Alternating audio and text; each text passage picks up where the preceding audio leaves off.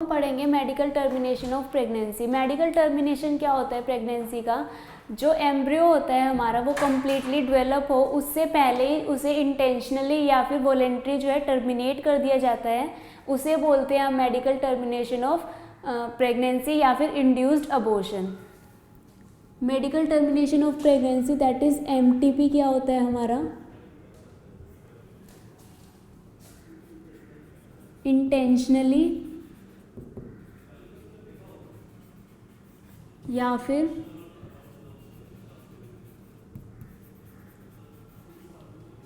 Voluntary terminate करना embryo को।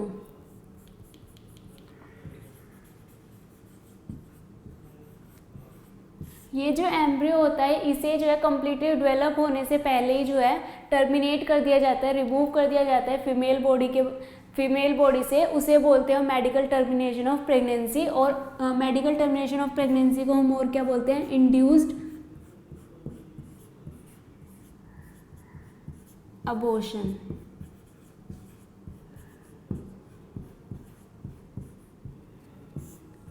ये जो मेडिकल टर्मिनेशन ऑफ प्रेगनेंसी है ये जो है गवर्नमेंट ऑफ इंडिया जो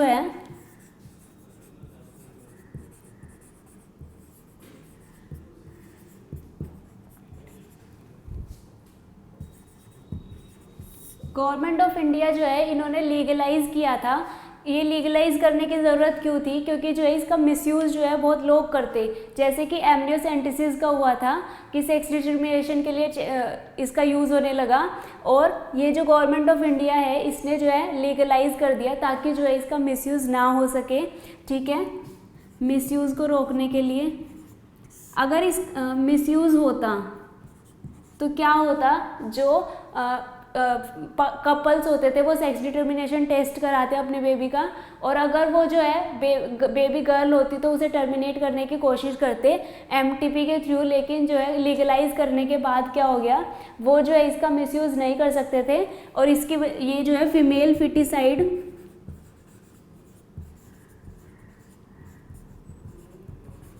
फिटिसाइड को रोकने के लिए जो है इसे लीगलाइज किया गया था। लेकिन जो है अब क्वेश्चन ये आता है कि एमटीपी क्यों? एमटीपी की ज़रूरत क्या थी? जो हमारा एमटीपी है ये ही क्यों? Why MTP? ठीक है, एमटीपी का मेन यूज़ ये था कि जैसे कि अनप्रोटेक्टेड सेक्स के टाइम पे जो है बेबी आ जाए तो उसे टर्मिनेट कर सकते थे एमटीपी के थ्रू, या फिर जो रेप्स होते थे उस टाइम पे जो है अगर प्रेग्नेंट हो जाए फीमेल तो उसे जो है एमटीपी के थ्रू जो है रिमूव किया जा सकता था। या फिर क्या होता था कि कॉन्ट्रासेप्टिव फेल हो जाए। ठीक है, क्या क्या रीज़न है वाई एमटीपी के? रेप्स के टाइम पे, अनप्रोटेक्टेड सेक्स,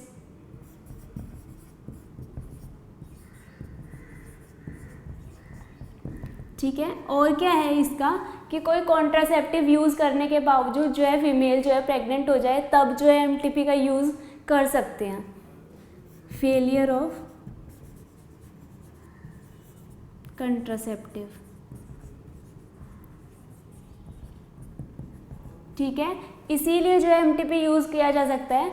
एमटीपी का जो है मेन पर्पस यही था कि अगर कुछ कंडीशंस, मेडिकल कंडीशंस ऐसी होती है कि जहाँ पे जो है एम्ब्रियो को,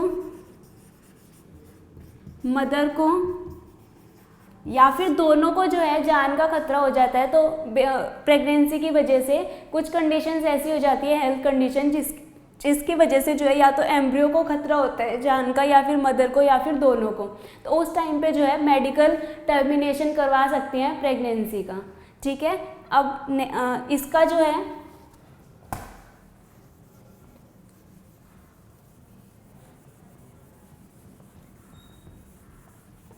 लेकिन इसे जो है लीगलाइज करने के बावजूद जो है कुछ अनक्वालिफाइड जो लोग थे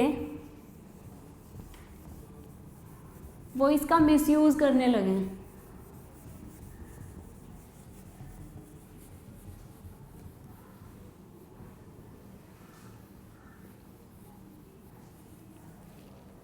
जो कुछ अनक्वालिफाइड लोग थे वो क्या करते थे कि पहले तो एम्ब्रियोसेंटेसिस के थ्रू जो उनका अनबोर्न चाइल्ड होता था उसका सेक्स डिटरमाइन करते थे और फिर एमटीपी के थ्रू जो है उसे जो है टर्मिनेट कराते थे, ठीक है। और ये जो है अनक्वालिफाइड लोगों के थ्रू होता था,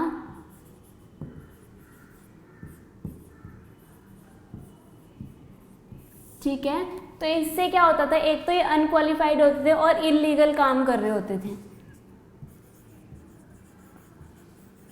ठीक है, इलीगली वो टर्मिनेट करते थे, ठीक है। तो इसकी वजह से क्या होता था, बहुत ज़्यादा जो रिस्क होता था वो या तो बेबी को होता था, बेबी को तो टर्मिनेट करा रहे, तो जो मदर की हेल्थ होती थी